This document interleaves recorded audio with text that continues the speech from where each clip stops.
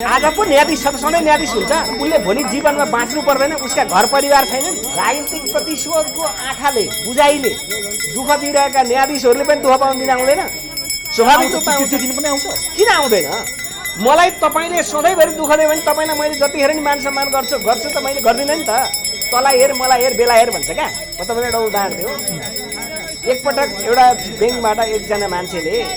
पैसा झिक्दै रहेछ एउटा चोरले देखेछ क्या अनि उसलाई पिछा गर्दै गर्दै गर्दै जाँदा जङ्गलको बिचमा गएछ त्यो चोरले त्यसलाई जङ्गलको बिचमा पुगेर त्यतिखेर साँझ परिरहेको अवस्था हुन्छ अनि उसले भन्छ तँलाई हेर होइन लुखुरे छ त्यो मान्छे मलाई हेर जङ्गल छ बेला हेर रात पर्न लाग्यो मेरो त्यो झोलामा बाप पैसा दिन्छ भन्छ क्या फुलको दिनु परेन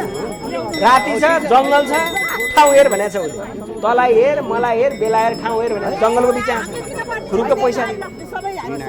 गयो बिचरा कामको लागि गयो पछि फेरि एक दिन यस्तो समय आयो दिनको समयमा ठ्याक्क प्रहरी कार्यालयको गेटमा त्यही मान्छे भेट भयो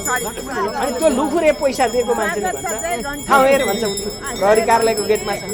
मलाई हेर भन्छ लुखुरे भने त ठुलो भयो नि मलाई हेर भन्छ बेला हेर भन्छ दिउँसो 12 बजे छ